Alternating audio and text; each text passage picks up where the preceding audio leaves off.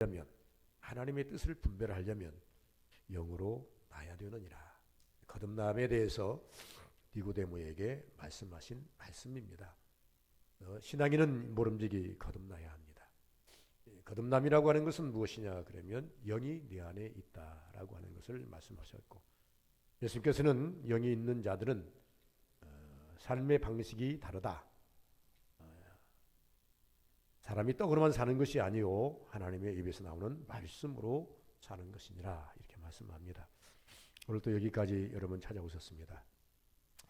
협소하고 여러 가지로 불편하지만 그래도 이 자리에 앉아서 이 시간 오늘 하루 하나님께 드리는 것이 은혜인 줄 알아서, 축복인 줄 알아서 이 자리에 오신 줄 믿습니다. 왜 그럴까? 그것은 우린 영이기 때문에 그렇습니다. 영은 반드시 오늘 하나님의 말씀을 들으셔야 되고, 영은 반드시 오늘 하나님의 말씀을 먹어야 됩니다. 그래야 육이 건강하고 영이 건강해서 한 주말 동안도 우리가 영적 싸움에서 지지 않습니다. 여러분, 일주일 동안 영적 싸움을 어떻게 하려고 하십니까? 여러분, 어떤 무기를 가지고 있습니까? 에너지라 그럽니다. 요새 러시아가 전쟁을 합니다. 좋은 무기를 달라고 우크라이나의 대통령은 서방을 찾아다니고 여기저기 찾아다니면서 좋은 무기 달라고, 그러면 우리가 이길 수 있다고 이렇게 애원을 합니다. 우리가 일주일을 살아가는 동안에 우리가 영역이 충만하면 영적인 삶에서 승리할 수 있습니다. 그러나 우리가 일주일 삶 속에서 영역이 충만하지 아니하면 번번이 실패하게 되어 있습니다. 유혹에 넘어가고 사단의 또 방해가 있고 또 해함이 있고 우리 스스로가 무지해서 무지한 삶에 또 매몰되기도 하고 이렇습니다. 오늘 이 성경을 전체적으로 통해서 본다고 한다면 오늘 제가 말씀하신 이 제목은 말씀의 유력 혹은 설교의 유력이라고 하는 말씀을 가지고 이 자리에 섰습니다. 구약에는 하나님의 말씀이 선자의 입을 의탁하여서 이스라엘 백성들에게 알려주신 전달사항이었습니다. 이스라엘 백성들 스스로가 알 수 있는 것이 아니라 항상 하나님께서는 하늘의 말씀을 선자들을 통해서 그 입을 통해서 선포하게 만드셨습니다. 그래서 이 말씀을 주신 이유는 이스라엘을 살리기 위한 방편이셨습니다. 만약에 이스라엘 백성들이라고 한다면 하나님 말씀대로만 살면 큰 복을 받게 되어 있고, 때때로 이적이 나타나고 기적이 나타나고 은혜와 가지가지 하나님의 주시는 축복을 받게 되어 있는 것이 구약의 시스템입니다. 선자들의 선포하는 이 말씀만 잘 기억했다가 이 말씀대로만 살면 이스라엘은 전쟁에 패할 일이 없고 가난에 죽을 일이 없고 기근에 죽을 일이 없고 어느 해함도 없다고 성경은 신명기 18장에 우리에게 분명히 말씀해 주셨습니다. 그러나 그들이 가나안 땅에 들어가기 전에 모세를 통해서 신명기 18장을 주셨는데 가나안 땅에 들어간 지가 얼마 되지도 않아서 이 말씀을 다 파괴해 버립니다. 그리고 말씀대로 살지를 아니하므로 결국은 이스라엘에게 복보다는 저주가 가까이 오게 됩니다. 이 저주는 감당하기가 너무 힘들어서 이런 때때로 하나님을 찾았다가 혼란이 오는 그런 경우들을 가끔씩 볼 수가 있습니다. 신약은 예수님의 입과 그 설교를 주목해 볼 필요가 있습니다. 주목해야 할 이유가 무엇이냐 그러면 예수님이 직접 오셔서 하늘에서 직접 오셔서 그 입을 통해서 무엇을 증거하기를 소원했습니까? 선자들은 하나님의 말씀을 증거하는 일에 주력했다고 한다면 예수님이 땅에 오셔서 하나님의 마음을 증거하는 일에 주력하셨습니다. 하나님이 세상을 지름 사랑하사 독생자를 주셨으니 저를 믿는 자마다 영생을 얻게 하려 하심이니라. 아들을 믿는 자들은 하나님의 자녀가 되는 권세를 주시느니라. 예수님께 이 땅에 오셔서 그 입을 우리가 주목해 볼 때에 그 주목한 말씀 속에서 핵심이 뭐냐? 예수님이 땅에 오셔서 하나님의 마음을 알리는데, 하나님의 생각을 알리는데, 하나님의 인간을 사랑하는 그 엄청난 광대한 은혜를 알리는데 주력하셨다라고 말씀합니다. 그래서 우리는 마태, 마가, 누가, 요한복음을 정말로 눈 크게 뜨고 읽어보셔야 됩니다. 그 속에 예수님이 하신 말씀 속에 하나님의 사랑 아닌 것이 하나도 없습니다. 하나님의 마음에 묻어나지 않는 것이 말씀이 하나도 없습니다. 그래서 어떻게든지 죄악으로 물든 인생들을 하나님의 백성으로, 하나님의 자녀로, 하나님의 축복된 자로 세우려고 그렇게 애쓰시는 예수님의 모습을 마태, 마가, 누가, 요한복음에서 발견할 수가 있습니다. 더 나아가서 예수님께서는 그 입을 통해서 천국의 비밀을 드러냅니다. 하나님께서는 천국을 이렇게 준비하고 계시고 천국에 오게 하기 위해서 나를 보냈는데, 천국은 아무나 오는 것이 아니라 나를 통해서만이 올 수 있도록 하나님께 시스템을 만들었다. 이 말씀이 주목하라는 겁니다. 그래서 오늘날 바우사들은 말합니다. 차나 어떤 이름으로도 구원받을 이름이 없고 예수 그리스도 이외에는 구원받을 이름을 우리에게 주시지 않았다. 바우사들은 어느 날 예수님의 마음을 잘 읽으셨습니다. 오늘날도 우리가 예수의 마음을 잘 읽으시고 하나님 마음을 잘 읽는다면, 예수 말씀을 잘 기억하고 하나님 말씀을 잘 읽는다면, 우리가 천국 가는 것은 예수 외에는 다른 방법이 없구나. 그래서 우리가 천국 가는 그날까지 길을 쓰고 예수를 믿어야 돼. 힘을 다해서 예수를 믿어야 되겠다 라고 하는 그런 열심이 우리 앞에 서야 된다는 것입니다. 그것뿐이 아니라 그 입을 통해서 예수님께서 이 땅에 오셔서 한 번도 인생들을 저주하지 않았습니다. 그 입을 통해서 귀신을 물리쳐 주시고, 말씀을 통해서 귀신이 물러가고, 또 이적과 기적과 표적이 나타나는 그런 모습을 볼 수가 있습니다. 예수님께서 이 땅에 오셔서 한 일이 너무나 많습니다. 단지 하나님의 마음만 전달한 것이 아니고, 단지 하나님이 준비하고 계시는 천국만 우리에게 보여주신 것이 아니라, 하나님께서는 나를 세워서 귀신을 쫓아내고 우리에게 평강을 주시고자 하는 은혜를 우리에게 말씀하시면서, 예수님이 이 땅에 영원히 이 땅에 존재할 수가 없기 때문에, 이 땅에 계실 수가 없기 때문에 그 사명을 누구에게 주었습니까? 제자들에게 줍니다. 제자들에게. 오늘 이 제자들이 받아가지고 맨 처음 실행한 성경이 사도행전 2장입니다. 예수께서 12제자를 선택하시고 12제자에게 말씀을 주시면서 너에게 성령이 임하면 권능을 받겠고, 그 권능을 가지고 예루살렘과 유대 사마리아 땅 끝까지 나를 세우는 일에, 나를 앞세우는 일에 출입해라. 그리하면 성령이 너희와 함께 할 것이고 너희를 통해서 내가 이루었던 그 역사가 재현될 것이다. 사도행전만 그렇습니까? 오늘날도 마찬가지입니다. 누가 능력자입니까? 예수 이름 앞세우는 자가 능력자입니다. 누가 권세자입니까? 예수 이름 높이는 자가 권세자입니다. 누가 행복자입니까? 예수로 살고 예수로 죽는 것을 아는 자가 행복자입니다. 그래서 이것을 가르쳐서 주 안에 있는 자, 주 안에 있는 자가 행복한 자입니다. 우리는 찬송을 이렇게 부르나, 주 안에 있는 나에게 딴 근심이 있으랴. 그런데 찬송을 이렇게 부르는데 근심이 얼마나 많은지, 그것은 믿음이 없는 영혼입니다. 아직도 하나님 앞에 온전히 내 마음을 다 드리지 못한 영혼입니다.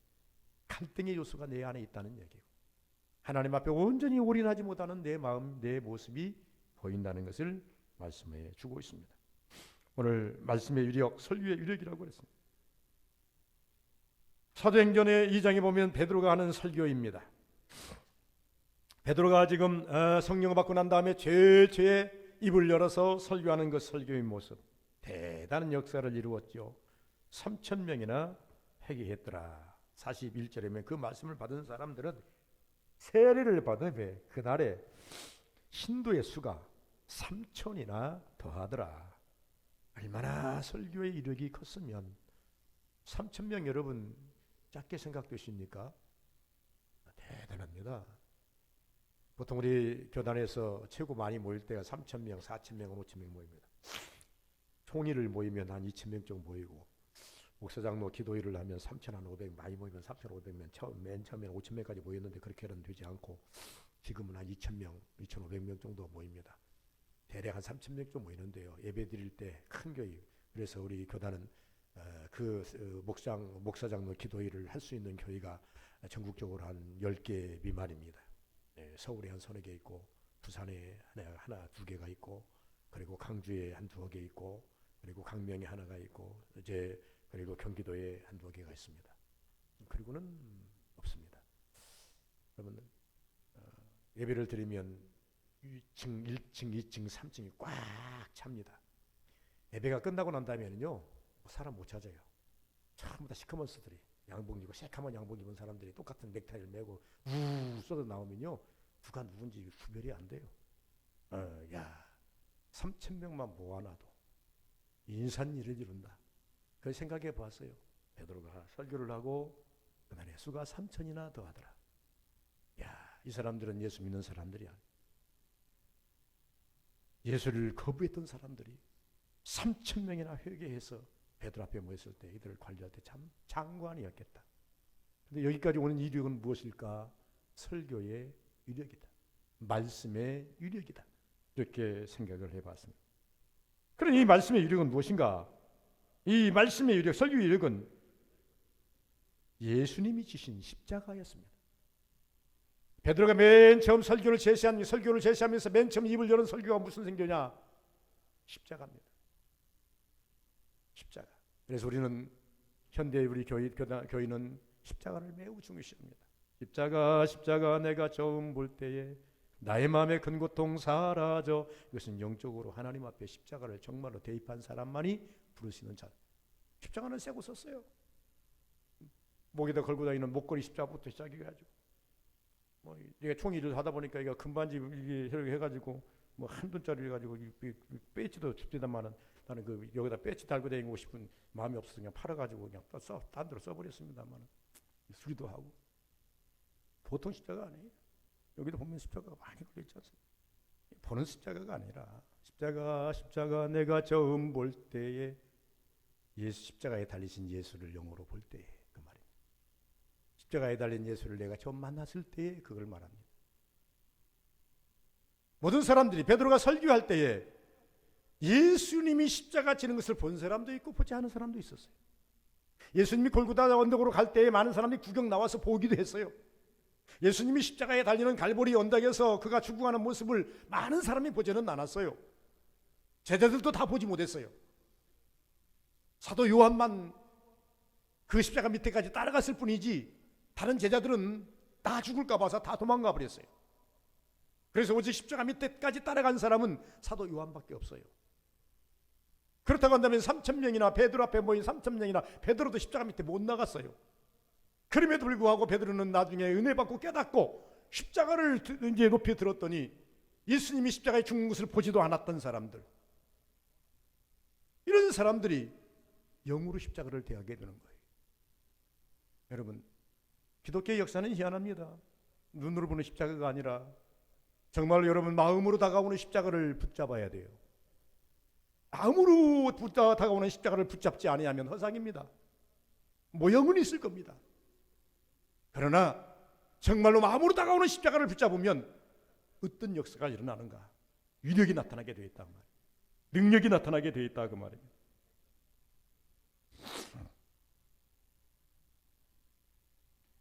첫째는 십자가를 먼저 들고 나온 베드로는 지금까지는 피곤했지만 자신감이 생겼습니다. 무엇이 베드로를 이렇게 자신감을 생기겠냐? 성령이 베드로 마음에 들어가서 베드로를 일으킨 겁니다. 이미 십자가 지고 돌아가신 예수 그리스도에 대해서 과거가 생각나게 하시고 말씀이 생각나게 하시고 기도하다 보니 베드로에게 하셨던 모든 말씀이 하나씩 전부 다 이제 주마등처럼 쫙 파노라마처럼 쫙 그니 그 앞을 지나갑니다. 하나도 빼놓지 아니하고 예수를 처음 만났을 때 갈릴리 바다에서 처음 만났을 때부터 시작해가지고 오늘 네가 나를 3번 부인하리라. 그리고 난 다음에 심지어 이 베드로가 나중에 나는 예수 모른다고까지 하고 그리고 바요나 시몬아 네가 나를 사랑하느냐 갈릴리 나타나셔서 물었던 그 모습까지 하나도 놓치지 않고 영상이 쫙 판문앞선 지나갑니다. 이게 베드로가 만난 십자가예요. 우리도 똑같은 은혜를 받아야 됩니다. 정말로 예수꾼이 되려면, 정말로 예수님이 제자가 되려면 우리는 십자가를 앞에 내놓으면, 십자가를 앞에 들고 나가면 큰 위력이 발생하더라. 그래서 베드로가 가지고 나왔던 것은 십자가입니다.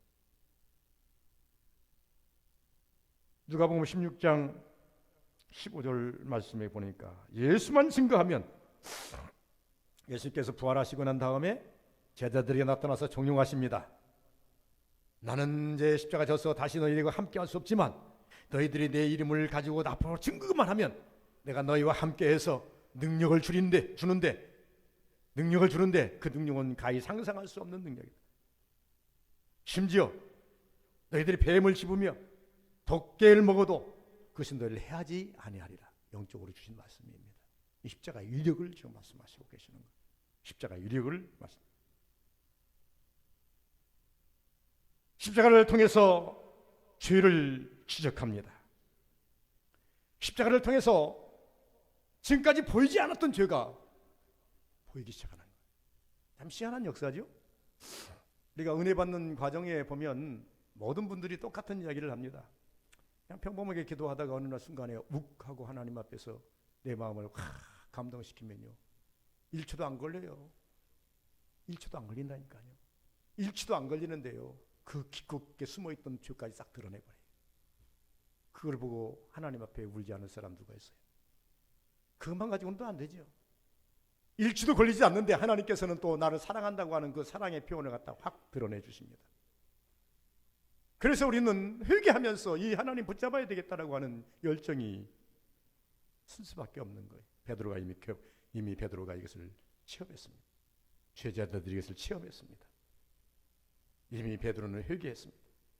회개와 더불어서 그 십자가의 그 위력을 압니다. 그래서 이것을 붙잡았습니다. 그리고 이것을 말씀으로 다시 재조명해서 그 사람들에게 던집니다. 그래서 보이지 않던 죄가 십자가를 통해서 보이는데 이것이 무슨 죄입니까? 죽을 죄더라 그 말이에요. 내 영이 죽을 죄더라 그 말이에요. 육으로야 뭐 그렇게 어차피 뭐 사람들 몇천 년 살겠습니까? 그러지만 영으로 죽는 것은 문제가 되는 것이죠. 육으로야 누구든지 다 죽는 것이니까 상관이 없지 않겠습니까? 오늘 이 본문 2장 37절에 이 두 번째 37절에 보면 설교의 위력은 마음을 움직이게 하더라 이렇게 말합니다. 마음이 찔려라고 말합니다. 여러분, 세례 요한이 설교를 합니다. 세례 요한이 이 땅에 와서 아직 예수님이 오시기 전입니다. 이 독사의 자식들아 하고 막 죄를 지적하니까 들이 마음이 찔려가지고 와서 그 말씀 듣고 아직 확실하게 영상은 보이지 않지만 무엇인가 찜찜하다 말이에요. 그러니까 세례요한 앞에서 형 그러면 나는 어떻게 해야 됩니까? 나는 어떻게 해야 됩니까? 바리새인도 왔고 그다음 군인도 왔고 그다음에 너 누구도 왔고 다 옵니다. 그때 이 사도 요한은 영이 충만한 사람이나 그가 보이는 대로 자기 앞에 오는 사람의 영이 보이는 거예요. 아, 너는 이 죄 때문에 이걸 해결하고 나면 주님 만나겠다. 너희는 당신은 이것 해결하고 나면 주님 만날 수 있겠다. 그래서 그 한 가지 한 가지를 전부 다 걷어내 주시고 주님 만날 수 있도록 길을 열어줍니다. 그리고 그들이 세례를 받습니다. 상징적으로 세례를 받습니다. 그러나 사도행전에 와서는 그 세례가 아닙니다.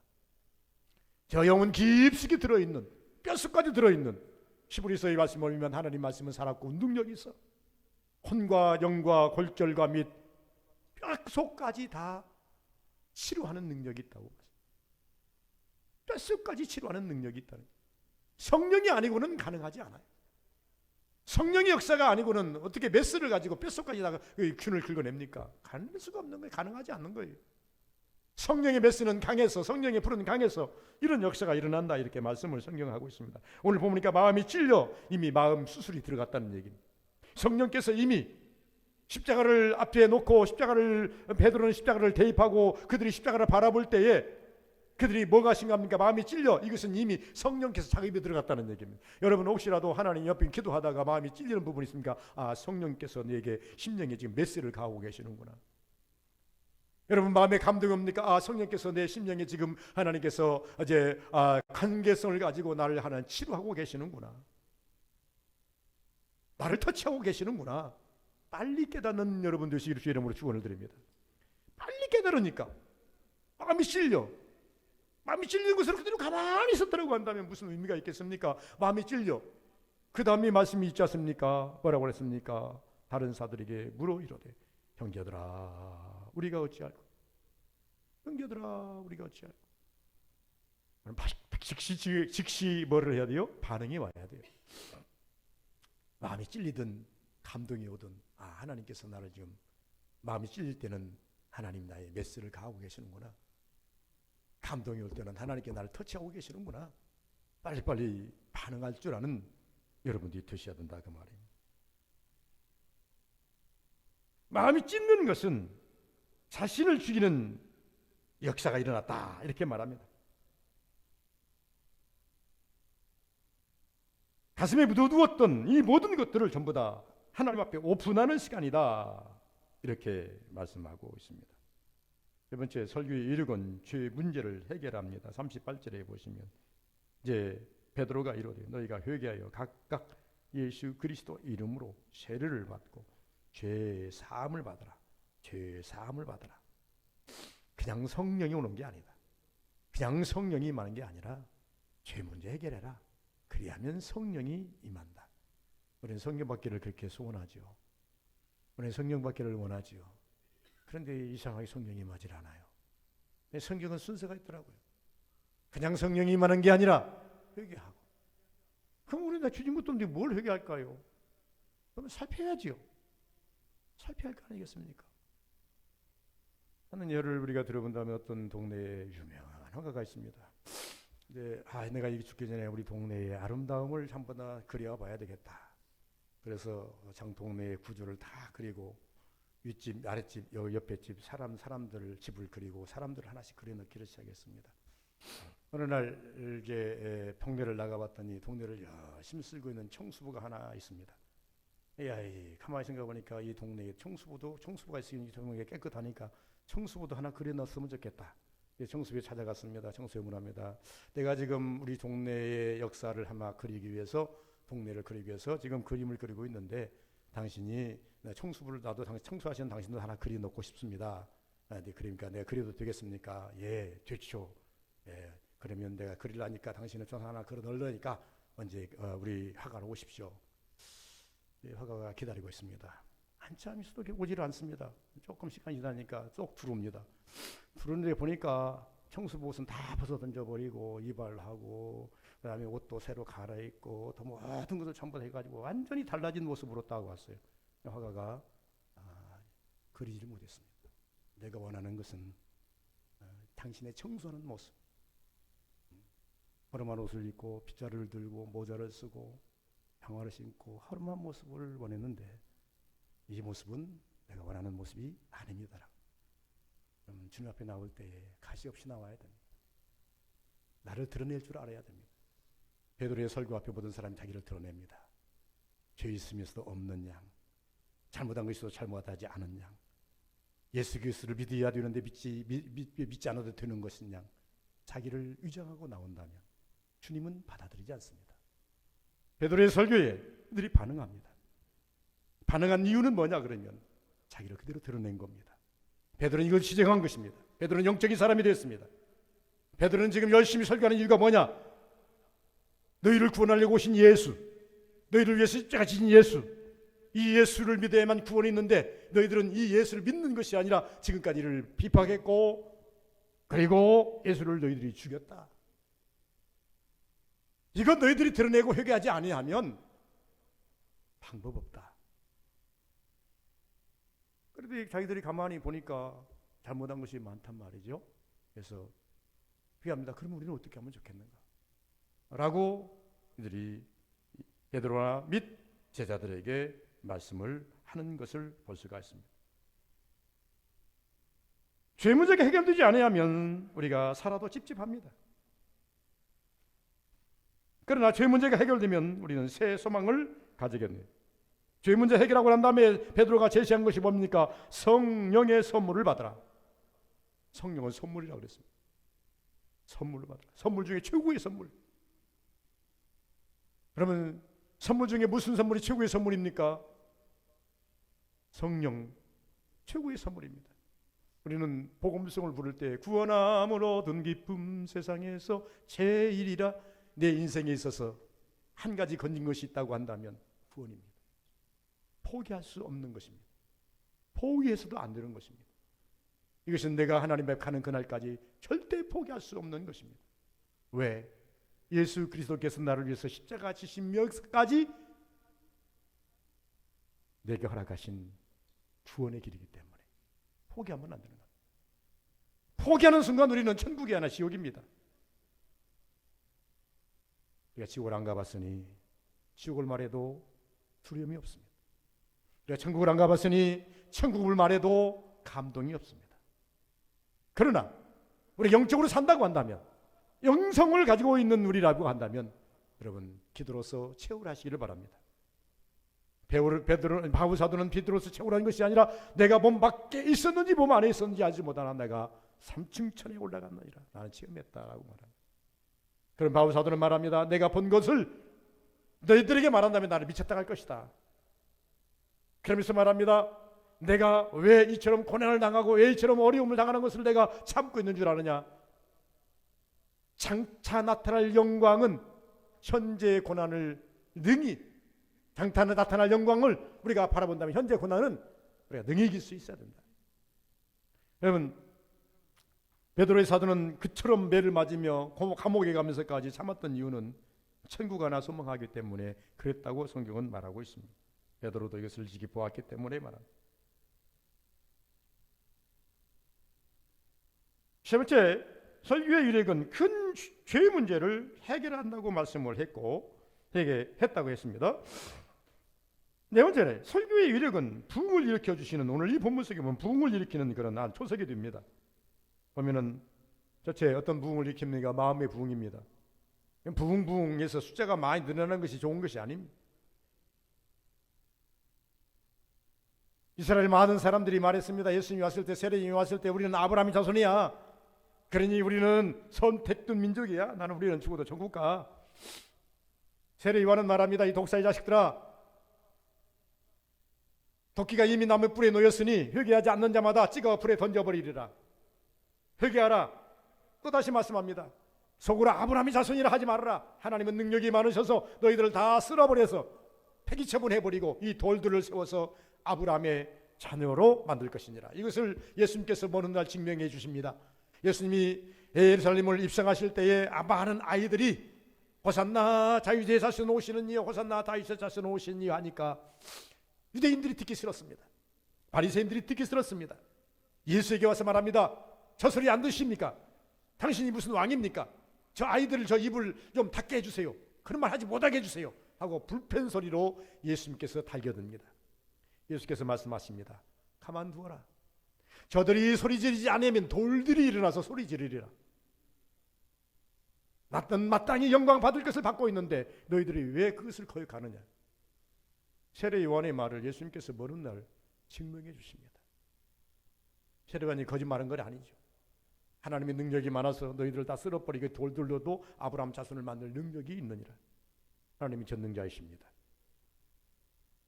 그래서 하나님께서 패역한 이스라엘 백성들에게 먼저 주신 것이 뭐냐? 마음의 부흥입니다. 여러분, 마음이 부흥되시기를 주의 이름으로 축원드립니다. 평강이 옵니다. 샬롬이 와요.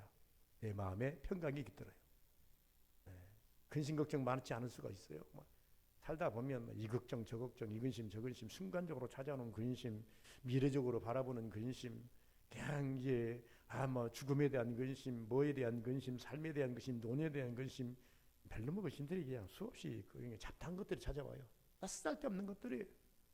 내가 사는 것이 100년 산들, 50년 산들, 70년 산들 그게 큰 문제겠습니까? 살만큼 살다가 하나님께 가면 되는 거지. 그런데 근심하고 있어요. 하나님께 가는까지 건강하지 못할 거 아니. 이 다리를 가지고 지금 다리가 지금 안 좋습니다. 이 다리를 가지고 내가 이게 고쳤어야 되냐. 발에 방정맞은 생각을 많이 합니다. 고쳤으면 고쳤으면 되는 거지. 지금부터 고쳤을 거 없지 않겠습니까? 이런 제가 지금 제 경우를 말하는 거예요. 내가 생각해보면 내가 자발스러워요. 말을 안 해서 그러지. 내 속에서는요, 그냥 수없는 것들이 부글부글 끓어서 막 나를 갖다가 막 공격해요. 그때 중요한 것이 있습니다. 주여, 주께서 하시오니, 내 인생의 것을 주께서 하시오니, 내 건강의 것을 주께서 하시오니, 주여, 내 삶의 하나님 아버지의 삶을 주께서 하시오니, 이 시간만큼은 주여 즐기랍니다.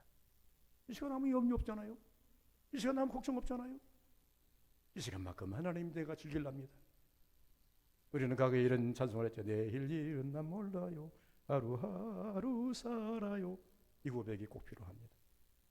오늘 예수께서 말씀하십니다.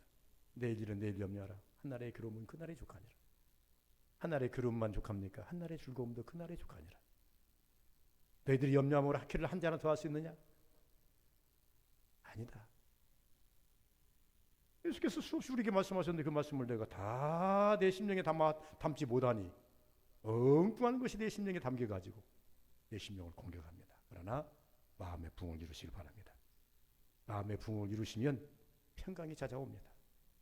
자녀를 볼 때도 평강이 찾아오고 미래를 바라보다 평강이 찾아오고 그래, 하나님께서 도와주실 거야. 잘 되게 하실 거야. 은혜 주실 거야. 평강을 주실 거야. 그러면서 하나님을 찾는 자가 돼야지. 염려하면서 나중에 그 염려가 흙에 달하면 나중에 하나님을 원망하게 됩니다. 우리가 하나님을 원망하는 것 간단합니다. 염려가 흙에 달하면 하나님을 원망합니다. 그렇게 해서는 안 되지 않겠습니까? 오늘 본문 속에 보니까 마음의 부흥을 일으킨다. 이거. 두 번째는 눈에 보이는 부흥도 일으킵니다. 하는 것마다 잘 되는 거예요. 유무상통하고 형통하고 증거할 만한 부흥이 일어났습니다. 기적과 이적이 막 일어나요. 역사가 일어나요.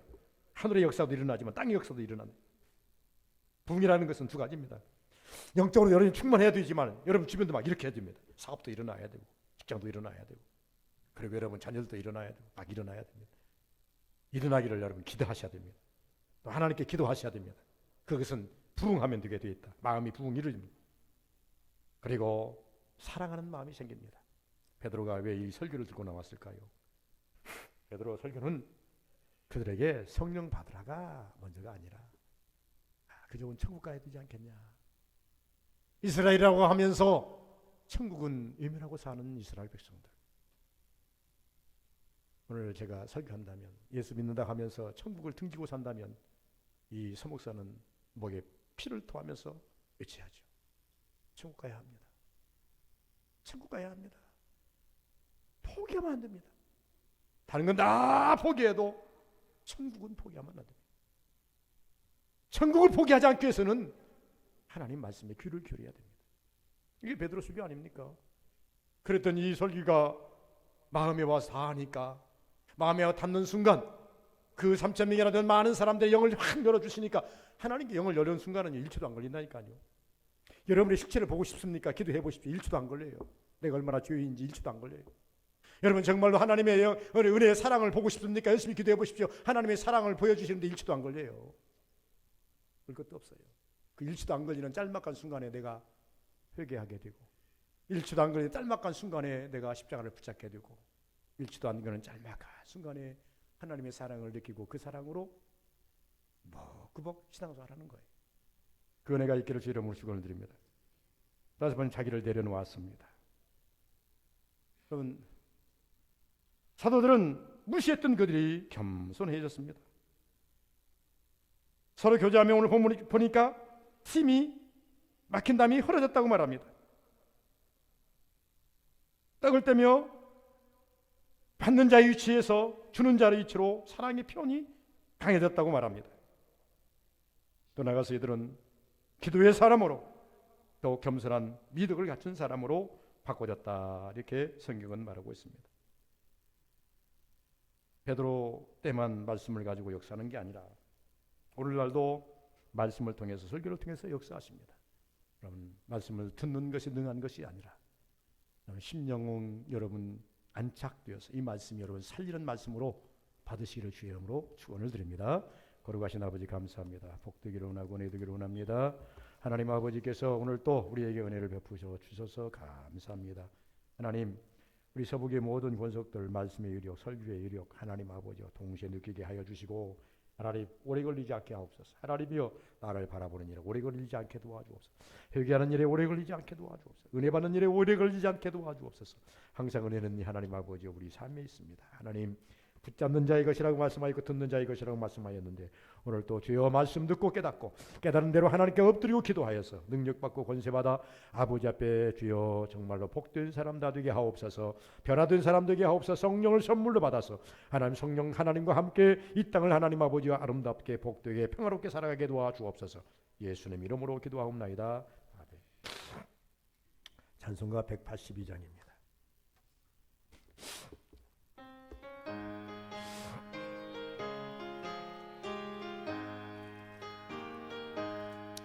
강물같이 흐르는 기쁨 성령과